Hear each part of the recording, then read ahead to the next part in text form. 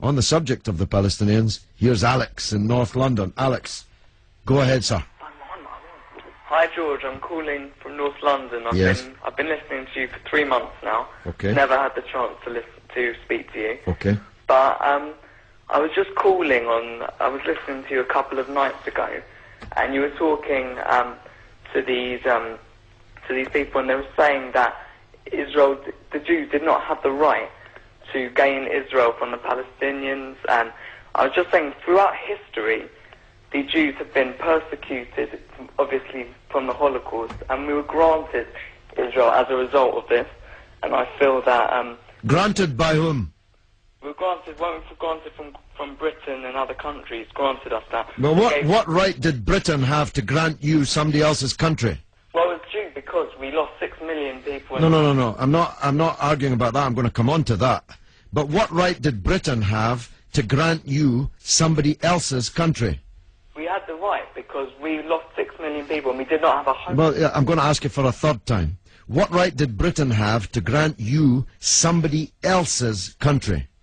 Well, they didn't. Well, they were giving us the right because it was they were basically gave us because of the. But they gave you somebody else's country. That's the point I'm making, Alex. Can you deal with it? Yeah, but the Jews have had to have also had to. They've dealt with this throughout history. Well, Alex, I don't know if you came on with a script and you can't deviate from it.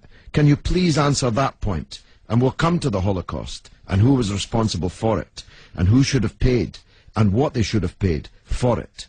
But given that you've said Britain granted you, and you're presumably saying you because you're Jewish, somebody else's country, I'm asking you, what right did Britain have to grant you somebody else's country?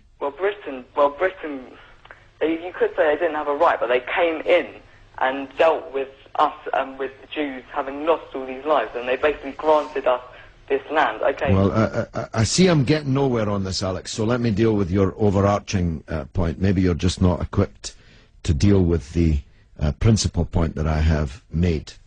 The Jews have suffered racist anti-Semitism down the ages in many, many European countries, including our own.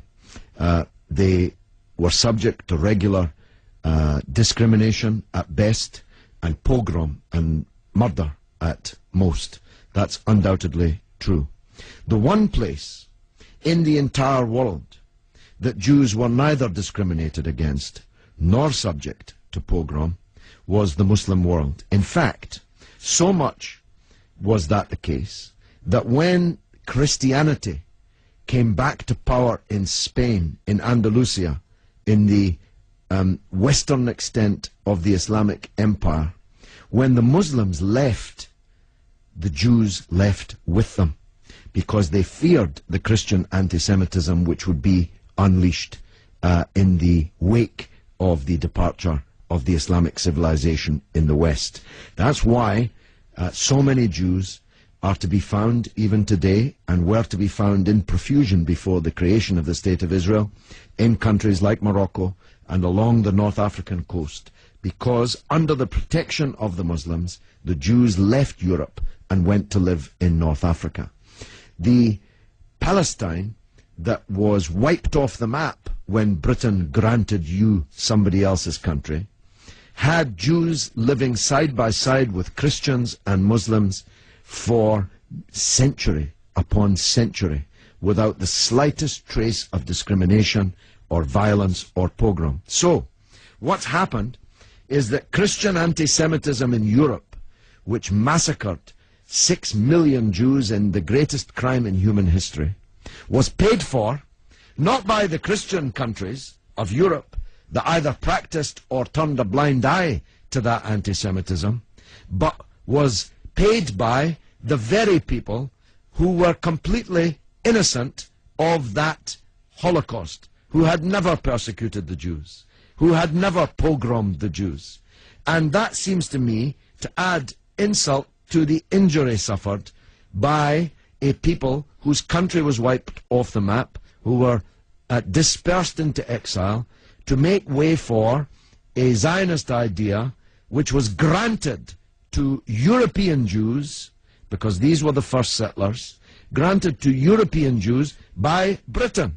And as you have singularly failed, 4 times I asked you, to acknowledge that Britain had no right to give away somebody else's country, one country giving to a second people, the land that actually belonged to a third people, it seems to me an all-round injustice, don't you think, Alex? Yeah, I agree that they didn't so much have the right, but they were stepping in after the Holocaust to grant it to the Jews. But it was long before the Holocaust that Britain stepped in. Britain stepped in 1917 with the Balfour Declaration made by the British Minister Balfour on our behalf to a group of atheistic Zionist Jews. I make the point about atheism because it's now claimed that this is some biblical land right, as if God was an estate agent. The men to whom Israel was promised were atheistic Jews. They were not only not speaking for all Jews, they represented at that time in 1917 a tiny proportion of the world's Jews. Most of the world's Jews supported communist or socialist parties and ideas at that time. The Zionists represented a tiny sliver of Jewish opinion at that time. Yet Balfour promised them the land which belonged to a third people, without consulting either the British or the world's Jews, and least of all, consulting the Palestinians. Okay, well, thanks very much for talking. Okay, Alex, thanks for listening, my friend.